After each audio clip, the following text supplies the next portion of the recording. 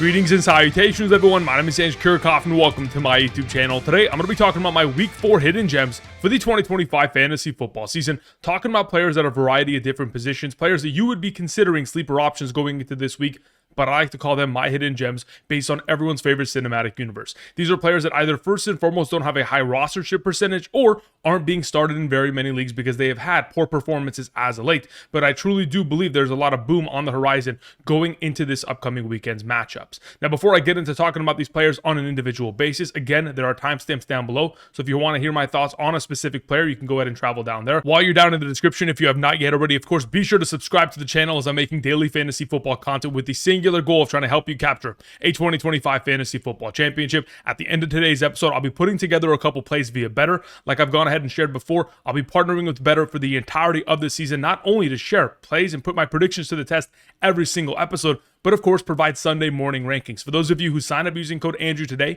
making that first time deposit minimum of 10 and make a first time play minimum of 1 within a real cash play, picking more or less on 2-player statistics, you'll be eligible to get on that email list and receive email rankings every single Sunday morning for the remainder of the season. For those of you familiar with the channel, of course, I live stream every single Sunday morning answering questions. So for those of you who want to bypass that question and answer period, of course, you can get those rankings set from my email directly to yours. Check out the map to the right side of the screen to determine your eligibility based on your current location. And those of you who sign up using code Andrew today via Betr, get a free $10. Take advantage of the opportunity. Thank you very much. Okay, let's get into talking about my hidden gems for week 4, beginning with the Soul Stone. We have, of course, Marcus Mariota of the Washington Commanders. As we all know, the Soul Stone requires a sacrifice. And for a second consecutive week, Jaden Daniels will be missing and is the sacrifice for Marcus Mariota's fantasy relevance this week. Now, I was so confident in starting Marcus Mariota and ranking him last Sunday morning during my Sunday morning live stream at a top 12 capacity based on the success that he found within this offense in 2024. Throughout week 7 against the Carolina Panthers in 2024, had 19.6 fantasy points, 2 touchdowns, 205 passing yards, 34 rushing yards, and a 78% passing completion percentage. In the second start within this Washington Commanders offense in 2024, week 18 against Dallas, an 83% passing completion percentage, 2 passing touchdowns, 56 rushing yards, and a rushing touchdown for 26.04 fantasy points. So why not go ahead and fire him up again like we did this last week, in which in week 3 against the Las Vegas Raiders, had a 71% passing completion percentage, 207 passing yards, 1 passing touchdown, 40 rushing yards, and a rushing touchdown for 20.28 fantasy points. Again, over the course of the last 3 games that Marcus Mariota has played within this Washington Commanders offense under Cliff Kingsbury, the offensive coordinator, he is ranked as quarterback 9, 6, and 6 in those individual weeks. Therefore, going up against this weekend's matchup against the Atlanta Falcons, so in my mind, he becomes an automatic start at a top 12 capacity. Again, if you have other alternative quarterback options, go in that direction. But for those of you who are Jaden Daniels managers and need to potentially go ahead and find a streaming play, Marcus Mariota would be that answer. Last week in a revenge game against his former team, the Las Vegas Raiders, found success and now has an opportunity of another revenge game against the Atlanta Falcons. As of right now, yes, the Falcons are allowing the 4th fewest fantasy points per game to opposing quarterbacks based on passing statistics isolated, passing yards, passing touchdowns, and passing interceptions. But if we're just talking about passing statistics isolated, that's typically not where Marcus Mariota has found his upside for success, as he is a mobile quarterback. So when we have the rushing implication of quarterbacks thus far this season, like Baker Mayfield, 39 rushing yards against the Falcons, JJ McCarthy, 25 rushing yards, and Bryce Young, 8 rushing yards and a rushing touchdown this most recent week, the assumption is that Marcus Mariota on the ground and of course through the air will not only be efficient, but of course fantasy successful. I understand that going into this week, AJ Terrell and Terry McLaurin, the number 1 cornerback of the Falcons and the number 1 wide receiver of the Washington Commanders, will be out. Hopefully that is not going to make a huge impact on the potential upside for Marcus Mariota, as of course majority of the statistics that he will be gathering that we are in search of typically revolve around his rushing utilization, which he'll certainly be able to find success there and an abundance of upside. The next player I wanted to mention in regards to our hidden gems is TREVEYON Henderson, rookie running back of this New England Patriots backfield. Now, again, the reality of the situation is, and the reason why I have him as this week's reality stone, is because this time last week, I talked about Ramondre Stevenson having an incredible game against the Pittsburgh Steelers. And of course, Ramondre Stevenson not only fumbled the ball 1 time, but he also fumbled the ball a second time on the 1-yard line as he was about to score a rushing touchdown. Not only did he fumble twice, but Antonio Gibson came into the game and fumbled and lost that ball. Therefore, after that moment, we saw TREVEYON Henderson be the only running back to take snaps and touches from that point forward within this New England Patriots offense. I believe that going forward, TREVEYON Henderson is going to have himself an opportunity to not only get more touches, but be the clear and away RB1 of this backfield. And what better way than to take on the Carolina Panthers this upcoming week? Again, like other rookie running backs that we have seen over the course of the season, sure, it has taken time, but a breakout is eventually going to occur. Last week, Omarion Hampton, Cam Scatterbo, and Quinshon Judkins all playing out of their absolute mind. So why not next TREVEYON Henderson? Again, the Panthers thus far this season are allowing the most yards per carry on average to opposing running backs thus far this season. 5.72 on 60 total attempts. Again, that's an incredibly high yard per carry average allowed, especially when we take into account the Falcons' backfield wasn't able to really get themselves a full workload of opportunity, primarily because they were shut out for majority of the game and the game script turned into a pass-heavy approach. Nonetheless, thus far this season, they're allowing 13.43 fantasy points per game on average in terms of rushing statistics isolated. They're the 11th best matchup at the running back position. And when we potentially include the fact that TREVEYON Henderson is going to get himself utilization within the receiving game, as of thus far this season, weeks 1 through 3, the backfield of the New England Patriots has been averaging 8 targets per game, 7.33 receptions per game, and 71 receiving yards per game.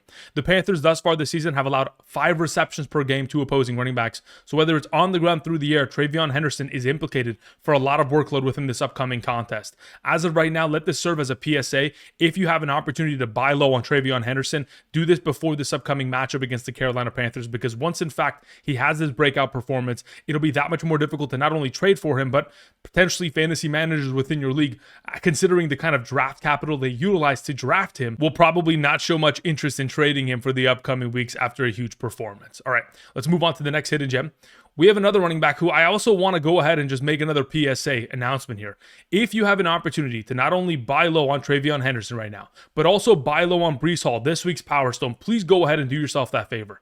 As of right now, BREECE Hall is coming off of back-to-back performances of 5.8 and 9.2 fantasy points in a half PPR scoring format, which makes him a perfect buy low candidate because sure, he hasn't played up to his potential, especially considering we've had Justin Fields missing this most recent week, and the overall game scripts of the last 2 New York Jets games really got out of hand relatively quickly.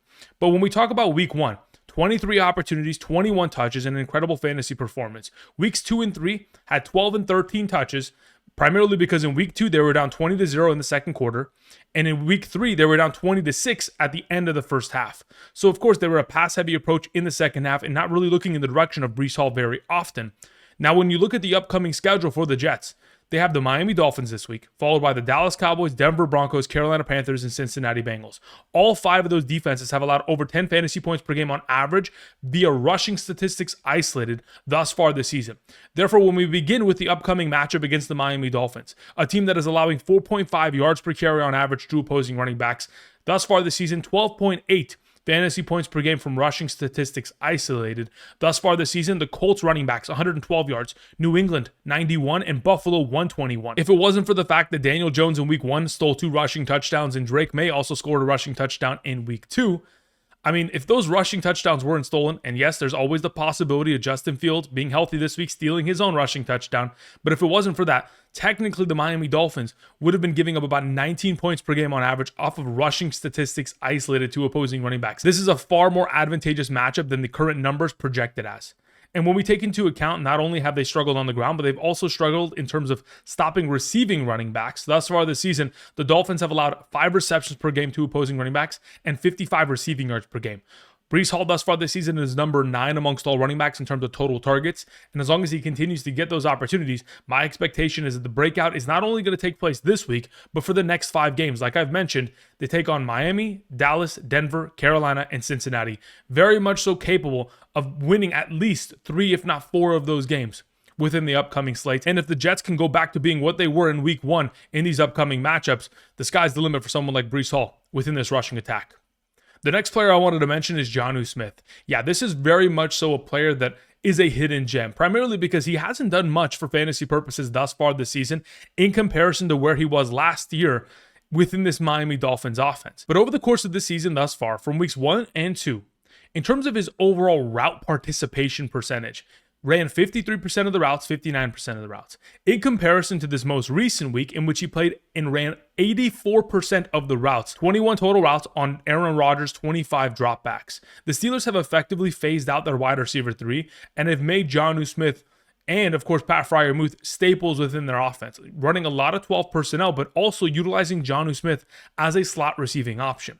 Now, when we go into this upcoming matchup against the Minnesota Vikings, a defense that is a middle of the pack at the tight end conversation, allowing 9.27 fantasy points per game to opposing tight ends. This most recent week, the Bengals tight ends in a negative game script, 12 targets, 9 receptions, 58 yards and a receiving touchdown. If we're going to be in a position in which we are going to see a negative game script, in which Aaron Rodgers and this Pittsburgh Steelers offense in Dublin this upcoming Sunday morning, starting at 6:30 a.m. PST, 9:30 a.m. EST, if they're going to be in a negative game script, expect for a lot of opportunity in the direction of Jonnu Smith. And I'll tell you exactly why.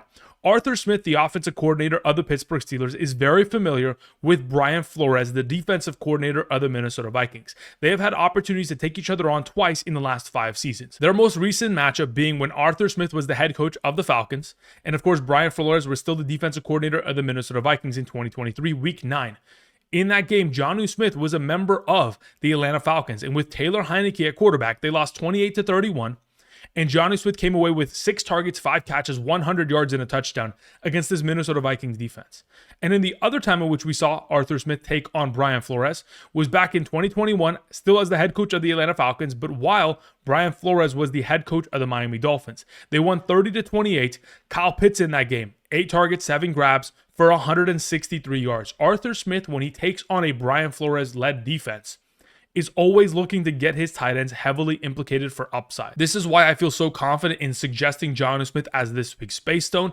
I understand that you must be in a dire situation to potentially turn to Jonnu Smith within this upcoming week, as there are far better opportunity kind of led tight ends over the course of this entire landscape. Whether it is a TJ Hawkinson, a Hunter Henry, a Bretton Strange, there are other players in the mix. But for those of you who play in an incredibly deep league, 14, 16 teams, potentially turn towards Jonnu Smith to having himself a breakout performance here in Week 4. The next player I wanted to mention is today's thumbnail, the time stone of Matthew Golden. We all know that it's just a matter of time that he potentially breaks out. Now, this time last week, I talked about the potential of Dontayvion Wicks being a hidden gem. But unfortunately, of course, Dontayvion Wicks and the entire Packers offense were no-shows.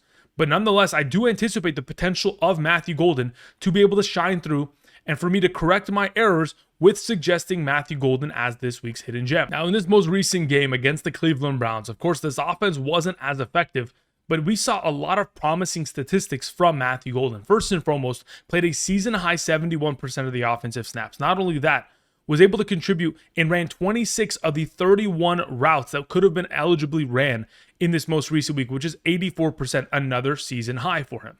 He came away with the most receiving yards and most receptions amongst all of the Green Bay Packers wide receivers, 4 targets, 4 receptions, 52 yards, and could have very easily had himself the opportunity of scoring a 90-plus yard receiving touchdown. Just to go ahead and give it into a little bit of perspective, this screenshot here on screen shows where Matthew Golden was after he made one of his receptions. Now, you're wondering, Andrew, why didn't we get a Matthew Golden touchdown? Because he ran out of bounds after he made this reception. Obviously, his momentum led him to the sideline, but there could have been an incredible possibility in which Matthew Golden, with his sub 4.3 speed, could have taken it to the house, and we wouldn't even be talking about him as a hidden gem. We would be talking about starting him this upcoming week against the Dallas Cowboys because of how incredibly advantageous this matchup is. The Cowboys are the number 1 matchup at the wide receiver position, allowing 40.53 fantasy points per game on average in terms of receiving statistics isolated, receptions, receiving yards, receiving touchdowns. We have seen Malik Neighbors, 9 catches, 176 and 2 touchdowns. Wan'Dale Robinson in the same game, 8 for 142 in a touchdown. Luther Burden, 3 for 101 in a touchdown. Rome Odunze, 3 for 62 in a touchdown. DJ Moore, 4 for 21 in a touchdown. 5 wide receivers in just the last 2 games that have all scored over 10 fantasy points and a half PPR, just off of receiving statistics isolated. Now, the primary reason why all these wide receivers were able to find success was because of explosive plays deep down the field. The Cowboys thus far this season have allowed 6 plays of over 40 yards. No other team has allowed more than 3 of those plays thus far this season. In week 2 against the Commanders, there was an opportunity of a deep ball deep down the middle of the field. Unfortunately, Matthew Golden wasn't able to come up with that reception. In week 3, like the screenshot I just showed you, there was an opportunity to go to the house. This upcoming week, even with Deron Bland returning to the secondary of the Dallas Cowboys, I am anticipating him to probably cover Dontayvion Wicks and or Romeo Doubs and give ourselves an opportunity for Matthew Golden, who many of us spent a lot of draft capital on this offseason, to finally find his breakout performance in an advantageous matchup. Therefore, he is this week's time stone. All right, let's move on to the final hidden gem of the week. We have the New England Patriots defense. This is the second week in which I am suggesting defense. This time last week, we talked about the Indianapolis Colts, and they did us a solid favor there. But going into this week, under the assumption that the Buffalo Bills, Houston Texans, Denver Broncos, Los Angeles Chargers, Detroit Lions, Green Bay Packers, and Minnesota Vikings defenses are not available in your league, then you would turn to the New England Patriots as a potential spot start as a streaming option, taking on the Carolina Panthers. Christian Gonzalez, the number 1 cornerback of this team, is probable to return. He has been limited in each of the last 2 weeks of practice. He was questionable and held out last week. Hopefully he'll be active this week, as of course we have a lot of members of the Carolina Panthers offense dealing with injuries. Besides the fact that Chuba Hubbard and Tedero McMillan are currently dealing with injuries themselves and questionable, Xavier Legette and Jatavion Sanders have both already been designated out. Therefore, we should see a lot of opportunity for this New England Patriots defense to ball out, especially considering thus far this season we have seen other defenses play well against the Carolina Panthers offense for fantasy purposes. The Jacksonville Jaguars defense week 1 scored 12 fantasy points. The Arizona Cardinals defense in week 2 scored 14 fantasy points. And in this most recent week, of course, the Atlanta Falcons, a bit of a dud performance, only scoring 2 fantasy points. But I do anticipate the New England Patriots, of all these defenses, to potentially have themselves the best potential week on hand, considering all the injuries that are plaguing this Carolina Panthers offense right now. Of course, the Panthers very much so relying upon the running game, and the New England Patriots allowing less than 2.7 yards per carry on average to opposing running backs. It should lead to a little bit of a lower scoring game. But of course, once you put Bryce Young in a negative game script, which I do anticipate to be the case, as I'm expecting Drake May, TREVEYON Henderson, Hunter Henry to put together great performances, it'll force a lot of passing attempts in the second half of the game and hopefully a couple of interceptions here and there to make our fantasy week. All right, that's going to cover it in regards to my hidden gems. Before we go ahead and close out today's episode by putting together a couple plays via Betr, just want to remind you guys, for those of you who want any and all my fantasy football rankings every Thursday and Sunday, want to ask me any and all fantasy football related questions, whether it is starter sit, trade questions, waiver wire questions, and finally access to the exclusive Patreon only Discord server. All this available via the Patreon. For those of you interested, you can find the link down in the description. Thank you very much for all the support you guys send in that direction. Thank you. All right, let's go ahead and let's begin by talking about some plays this upcoming weekend. All right, so when we head on over to Betr, we want to go ahead and potentially find some plays that I'm incredibly confident with going into this week. Now, again, we can explore many of games, but I want to first and foremost talk about the potential of Jahmyr Gibbs and going more than 2.5 receptions. As you can see, it's green lights across the board. Jahmyr Gibbs has had more than 2.5 receptions in quite literally 8 consecutive games. Considering how well the Cleveland Browns run-stop defense has played, we'll look in that direction. Very similar to Jahmyr Gibbs, Chase Brown sitting at 1.5 receptions. As you can see, it's green lights like it's Christmas. Chase Brown has gone in a 17-game streak of going more than 1.5 receptions. Therefore, this makes it another play that we're certainly looking to go more for this weekend. As of right now, this is the first play that I'm suggesting going into this weekend. Now, if we talk about potential other plays that I'd like to explore, I'd like to talk about some of the hidden gems that we're going ahead and finding confidence in going into this weekend, beginning with TREVEYON Henderson. This is another running back that I wanted to take more than 1.5 receptions on, as he has accomplished that in 3 of the last 3 games in which he has played. I mentioned it earlier today when we talked about TREVEYON Henderson. The New England Patriots are targeting their running backs 8 times per game thus far this season. And of course, the Carolina Panthers are allowing 5 receptions per game to opposing running backs thus far this season. So going more on this, another fantastic play. Now, if we want to go ahead and potentially put together another play in regards to some of these hidden gems, I really do like the potential of JONNU Smith. Now, as to where we're going with JONNU Smith's potential, I just want to look towards the reception count that he could potentially put forth.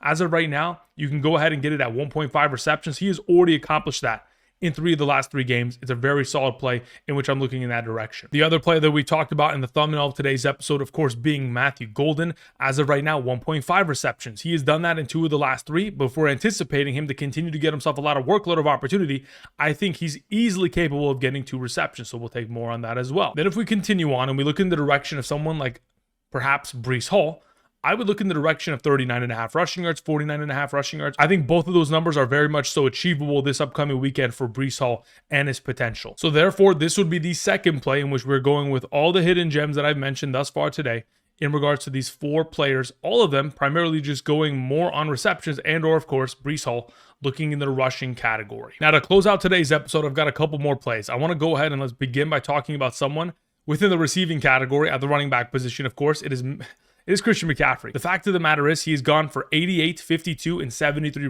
receiving yards in each of the last 3 games. So whether it's 24.5, 39.5, these are all very much so achievable numbers as long as we continue to see Juwan Jennings miss time with injury. Brock Purdy is going to be returning, but of course dealing with a shoulder and toe injury, not going to be very mobile. Certainly going to be looking to, of course, check it down to Christian McCaffrey on a consistent basis. I think 24.5, 39. I mean, honestly, I'll take him at 24.5 very easily, very confidently.